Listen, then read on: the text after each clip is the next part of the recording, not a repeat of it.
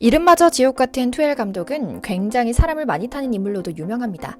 좋게 말해서 괴짜고 있는 그대로 말하자면 그냥 자기 멋대로 사는 인물이죠. 감독으로 훌륭한 면이 분명하지만 자기 면피용으로 선수 조객이 앞장서는 인물이기도 하고요. 그런데 얼마 전까지 이 괴짜 감독이 바이에른 뮌헨 감독직에서 경질될 것이라는 소문이 파다했는데 사실상의 리그 1위 결정전에서 초짜 감독 사비 알론소의 레버쿠젠에게 패한 이후에도 경질되진 않고 오히려 더 많은 지원을 받을 것이라는 이야기가 오가고 있다고 합니다. 이번에는 아예 몇몇 선수들을 싸잡아 최근 부진의 원흉이라고 공개 저격하기도 했는데요. 안타깝고 어이없게도 김민재 선수가 그 살생부 명단에 이름을 올리고 말았습니다. 오늘은 김민재 선수와 다이어를 전격 비교하며 김민재의 퍼포먼스를 타박한 투엘 감독의 공식 인터뷰 내용과 함께 투엘 감독 경질 후 무리뉴 감독이 부임할 수도 있다는 소문, 또 그 사이에서 투엘이 연임할 것이라는 소문 등 뮌헨을 둘러싼 각종 소싸움 이야기를 전해드리려고 합니다.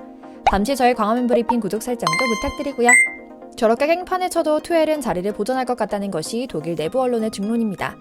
스카이 스포츠 독일은 토마스 투엘 감독의 상황은 문제가 없다라고 단언합니다. 기자는 오직 바이에른 뮌헨 팬들과 몇몇 부진한 선수들만이 투엘 감독의 경질을 외치고 있지만 뮌헨 수뇌부는 투엘 감독에 대한 전적인 신뢰를 보내고 있는 것이 확실하다고 말하는데요. 이해하기 어려운 수준의 신뢰 이유로 케인과 다이어의 적극 기용을 꼽습니다. 쉽게 말해 뮌헨 보드진이 원하는 대로 해주고 있다는 겁니다. 어쨌든 골을 넣어주고 있는 케인과 그의 정서 관리를 위해 영국에서 선값에 데려온 애완 선수 다이어를 꾸준히 선발로 기용하고 있는 투엘에 대해 나쁜 평을 내릴 수 없는 겁니다. 하지만 동시에 감독 이적 시장에서 돌고 있는 차기 감독 후보에 대한 이야기도 빼놓지 않습니다. AS 로마의 추락에 책임을 지고 경질당한 조제 무리뉴 감독 말입니다. 사실 그는 토트넘 감독 시절 케인과 다이어에 대한 이해가 있고 또 다이어를 꾸준히 선발로 기용해온 감독이기 때문에 뮌헨 사장단 뜻과도 어긋나지 않기 때문에 가능성이 아예 없는 것도 아닐 겁니다. 사실 경기력만 보면 투엘은 당장이라도 쫓겨나도 할 말은 없는 상황입니다. 분데스리가에서 2위를 유지하고 있긴 하지만 뮌헨은 2등은 곧 추락이라 볼 수 있을 정도로 화려한 과거를 자랑하는 팀입니다. 하지만 이번 시즌은 뭔가 다릅니다. 당장 며칠 전 1위 레이스를 달리고 있는 레버쿠젠에 0대3으로 완패했거든요. 리그 선두팀을 잡는다면 1위 자리를 되찾을 수 있는 만큼 뮌헨 입장에서는 이날 경기가 매우 중요했죠. 하지만 레버쿠젠은 뮌헨 시대의 종말을 알렸다고 볼 수 있을 정도로 막강했습니다. 사비 알론소 감독이 이끄는 레버쿠젠의 압박에 제대로 된 전진조차 할 수 없었는데요. 수백억 연봉을 자랑하는 초호화 선수단 덕분에 경기 전체 점유율 자체는 61%로 앞섰지만 슈팅 수는 14개 대 9개로 확연히 차이 났으며 유효 슈팅은 무려 8개 대 1개로 크게 밀렸죠. 가만히 서 있다가 자기에게 몰려드는 패스를 받아 골을 넣기만 하던 이른바 사단장 축구를 해오던 케인이 중심이 된 경기를 하다 보니 예전 막강한 공격력을 선보였던 뮌헨의 모습은 지난 시즌 토트넘을 닮아가고 있었고요. 그런데 더 심각한 것은 선수단의 사기가 저하되고 있다는 겁니다. 볼품없는 경기력을 선보이며 이번 시즌 무패 행진을 달리고 있던 레버쿠젠에 무너진 뮌헨은 들쑥날쑥한 경기력을 선보이며 쉽사리 선두로 올라서지 못하게 발목을 잡고 있는 투엘 감독의 지도력으로 더욱 사기를 잃어가고 있는 건데요. 사건은 레버쿠젠전 패배 직후 진행된 인터뷰에서 터지고 맙니다. 선수단의 경기 플레이 방식에 실망했다고 말하며 선수들에게 패배의 원인을 돌렸는데요. 독일 현지 바바리안 풋볼 기자가 워낙에 선수 탓하기로 유명한 투엘에게 직설적으로 묻습니다. 오늘 경기는 누가 못하고 누가 잘했다고 생각하냐라고요. 보통의 감독이라면 팀 경기인 축구에서 특정 선수를 비난하는 것은 적절하지 않다. 감독인 나를 탓하라 라거나 부족한 부분을 보완해 가겠다라고 말을 피할 것 같지만 투엘은 기다렸다는 듯 말합니다. 훈련장에선 잘 이해했다고 생각한 나의 전술적 지침을 경기장에서 제대로 보여주지 못하는 선수단에 매우 실망했다.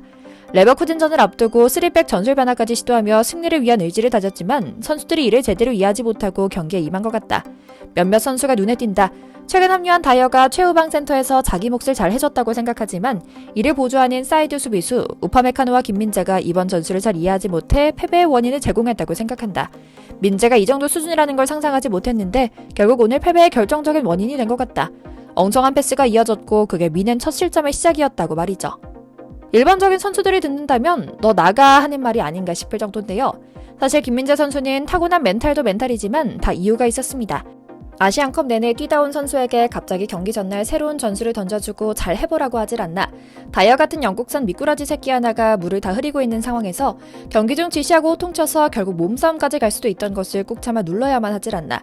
어느 하나 상황적으로 도움이 되는 일이 없었거든요. 투엘 감독도 직장인이니 선수를 탓할 수 있다는 정말 말도 안 되는 아량으로 이해한다고 해도 투엘 그 자체의 전술이나 선수 기용술이 뛰어나다고 볼 수 없습니다. 언론 역시 투엘 감독의 불만에 의문을 제기하며 선수단 핑계를 온전히 납득하지 못한다고 말합니다. 특히 김민재 선수의 경기력에 대해 인종차별적으로 집착해 욕하는 키커즈를 제외한 나머지 언론들에선 김민재를 감쌀 뿐입니다. 실제로 투엘 감독은 선수단 내부에 자신의 코칭을 귀담아 듣지 않는 인물이 있다며 다이아와 케인이 그 중심에서 리더십을 발휘해 팀을 하나로 뭉치고 있다고 말하지만 사실 많은 언론이 증언하는 내용은 정반대입니다. 선수들을 실력으로만 기용하지 않고 있으며 다이아는 실력으로나 리더십으로나 의문스러운 인물이라고 말합니다. 당장 지난 시즌까지 팀의 핵심이었던 키미히, 고레츠카, 더 리우트 등을 주전에서 제외시키고 경기에 다이아를 수비의 핵심으로 기용하는 선발 라인업을 내놓아 욕을 왕창 먹기도 했습니다. 특히 더 리우트의 경우 지난 시즌까지 바이에른의 붙박이 주전 센터백으로 활약했을 정도로 실력이 검증된 인물이었고 올 시즌도 김민재와 주전 듀오를 낼 것이 예상되는데요. 시즌 초반부터 우카메카노에 밀리는 참극이 벌어진 데 이어 이제는 다이어에게 완전히 선발이 밀릴 정도로 모욕을 당하고 있죠. 실제로 더 리우트는 레버쿠젠전에서 교체 명단에 이름을 올렸지만 그때 출전하지 못하자 경기 후 인터뷰에서 투엘 감독에 대한 불만을 직접적으로 드러내며 특정 선수를 편애하며 기용하는 것에 대해 불편함이 있다. 계속 출전 기회를 얻지 못하면 나 역시 앞날을 고민해봐야 할 때가 온 것 같다라고 말하기도 했고요. 투엘은 이상하리만큼 자기가 집착하는 뭔가에 대한 고집과 아무래도 잉글랜드 카르텔 사주를 받은 것으로 추정되는 선수 기용 방식으로 바이에른 뮌헨의 올 한해 농사를 망치고 있습니다. 그리고 이런 일은 사실 예상 가능했고 투엘의 커리어를 돌아보면 흔한 일이기도 했습니다.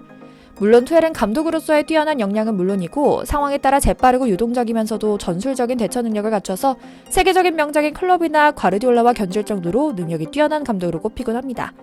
그럼에도 아쉬운 점은 분명한데요. 바로 인간관계입니다. 사교성이 제로에 가까운 성격 탓에 커리어 내내 선수단이나 구단 경영진과 마찰이 빚어왔는데요. 마인츠, 도르트문트, 특히 PSG, 첼시 시절에 훌륭한 성적과 결과를 이뤄냈음에도 불구하고 언제나 선수들과 경영진과의 심각한 마찰을 야기하며 끝내 경질되는 상황이 반복되고 있죠. 실제로 투엘은 감독으로서 선수, 보드진과 친화적인 관계를 갖지 못하는 편입니다. 도르트문트 시절에 멘탈 상담에 필요한 로이스, 샤힌, 후멜스 등을 잘 통제하지 못해 라커룸에 분란이 생기게 했고요. 하필이면 전임 감독이 선수에게 친화적인 위르겐 클롭이라 더 비교가 되었다는 평가가 나올 정도였죠. 구단과의 마찰은 뉴스의 단골 소재였습니다. 팀을 옮길 때마다 이적시장 관련 질문에 대한 답변에서도 구단 수뇌부와 마찰을 빚지 않는 게 가장 큰 목표라고 밝히는 것이 스포트라이트를 받을 정도죠. 그래서인지 투엘 감독의 퇴진과 함께 무리뉴가 부임할 수도 있다는 소식은 뭔가 묘하게 반갑기도 할 정도입니다. 김민재가 가장 김민재다운 축구를 하려면 오히려 닥치고 공격하는 감독 아래에 뛰는 것이 좋을 것 같습니다. 물론 무리뉴도 닥공 감독은 아닙니다. 한때 나폴리 스팔레티 감독은 김민재 하나만 믿고 9명의 선수를 모두 공격 진영에 보내는 모험도 감수했습니다. 김민재가 더 돋보이고 김민재가 더 클 수 있는 기회였죠. 김민재 선수, 지옥같은 투엘 감독 평가에 휘둘리지 않길, 다이어 따위에게 기죽지 않길 응원하며 오늘 영상 여기서 마치겠습니다. 저희 광화문 브리핑 구독, 좋아요도 부탁드리고요. 오늘도 시청해주셔서 감사합니다.